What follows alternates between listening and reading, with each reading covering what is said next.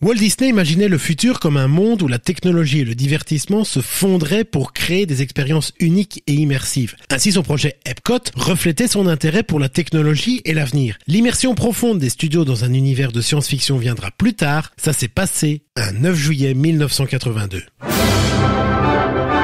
Ça s'est passé en... Disney dans l'histoire.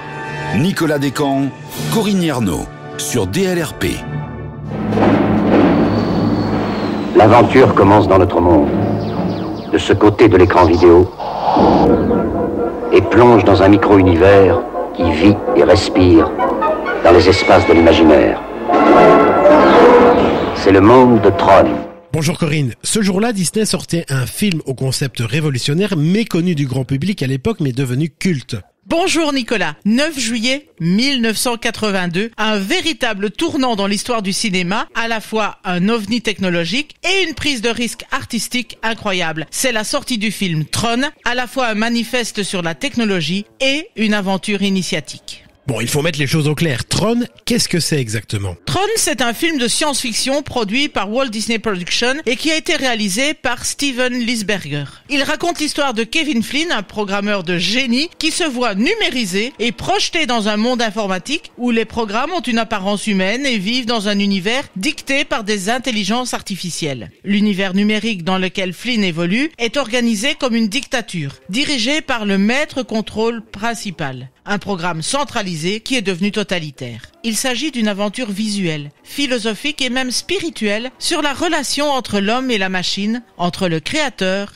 et sa création. Mais d'où vient une idée aussi originale? Eh bien, le film Tron est né de l'imagination de Steven Lisberger, passionné à la fois d'informatique et d'animation. Fondateur de son propre studio, il cherche l'appui d'un grand studio et finit par collaborer avec Disney en quête de renouvellement. Son projet est de créer un film en images de synthèse. Et concrètement, comment le film a-t-il été produit? Eh bien, c'est là que Tron est vraiment unique. Le film combine plusieurs techniques dont les prises de vue réelles et l'infographie. En réalité, les séquences générées par ordinateur représentent moins de 20 minutes. Mais elles sont si frappantes qu'on les retient comme le cœur du projet. Le reste est filmé avec les acteurs en combinaison noire sur fond noir, puis recolorisé manuellement. Plus de 500 personnes travailleront sur les effets visuels. Donc il s'agit véritablement d'un pari technologique colossal. Totalement. On parle d'un budget d'environ 17 millions de dollars, ce qui était très conséquent pour l'époque. Mais surtout, on était dans un domaine où les outils logiciels sont encore très rudimentaires. Les artistes utilisaient parfois des crayons pour simuler des effets lumineux sur les pellicules.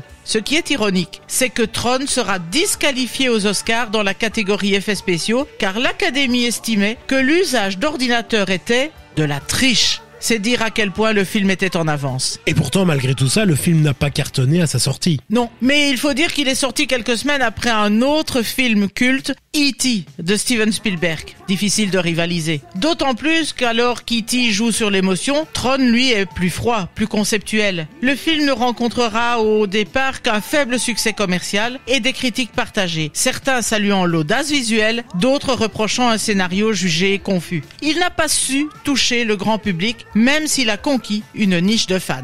Oui, en effet, c'est vrai que pour l'époque, l'univers reste assez fermé. Le film est le représentant d'une culture geek affirmée. Il est né de la passion de Lisberger pour les jeux vidéo, et d'ailleurs, si tu es attentif, tu pourras même repérer Pac-Man visible dans un des écrans. Tron a été l'un des premiers films à fusionner cinéma et jeux vidéo en s'inspirant de l'esthétique des bornes d'arcade. Il a d'ailleurs donné naissance à des jeux dérivés comme Disc of Tron en 1983, Tron 2.0 en 2003 ou encore Tron Evolution en 2011. Cette synergie a plongé l'univers de Tron auprès des gamers, ce qui l'a popularisé. Et ce film expérimental a-t-il laissé une empreinte dans les parcs Disney? Il faut quand même attendre 2016 pour que Disney inaugure à Shanghai l'attraction Tron Light Cycle Power Run, une montagne russe futuriste où les visiteurs enfourchent une moto lumineuse. Cette attraction a rencontré un tel succès qu'elle a été reproduite en Floride dans le parc Magic Kingdom où elle a ouvert en 2023. Il faut dire qu'entre-temps, un deuxième volet de la saga avait été produit. Oui, je suppose que tu veux parler de Tron l'héritage. Il se passe pas mal de temps entre les deux films, je crois. Oui, Tron avait ouvert la voie à un imaginaire numérique nouveau, mais il faudra attendre près de 30 ans pour que cet univers soit revisité. En fait, Lisberger a longtemps tenté de faire une suite centrée sur les moteurs de recherche, mais sans succès. D'autres tentatives, dont un remake par John Lasseter, échoueront également jusqu'à la sortie de Tron l'héritage en 2010. C'est ce film qui relancera à la franchise avec un nouveau souffle visuel et narratif. En près de 3 décennies, les effets visuels ont radicalement évolué, permettant à Tron l'héritage de repousser à nouveau les limites de l'image de synthèse et de la 3D. De plus, il ne s'agit pas d'une simple suite. Le film est une relecture moderne du mythe, porté par les technologies de pointe de l'époque et une esthétique néon encore plus poussée.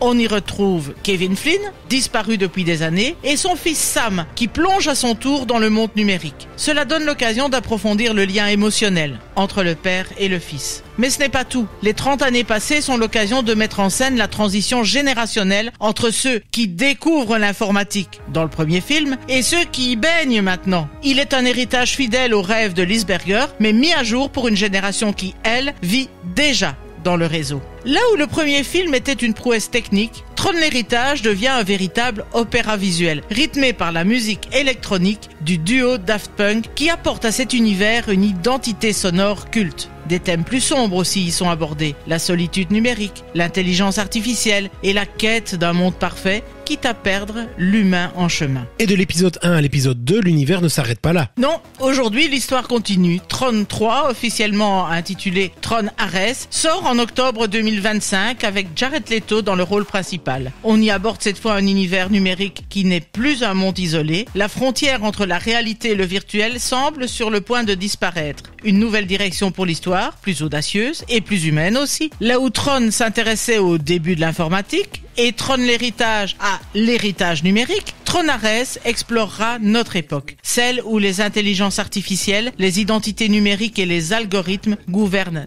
déjà une partie de nos vies. Toujours ancré dans cet imaginaire visuel unique, le film transforme donc l'univers de Tron en une véritable réflexion sur notre avenir technologique. Le futur que Walt Disney imaginait et qui est peut-être plus proche qu'on ne le croit. Merci Corinne pour ce passionnant retour sur un film visionnaire. Je vous rappelle quant à vous que vous pouvez retrouver cet épisode ainsi que tous les autres sur notre radio, sur dlrp.fr et en vous abonnant à notre podcast sur votre plateforme favorite. En tout cas, ça s'est passé un 9 juillet 1982. À bientôt Corinne. À bientôt Nicolas.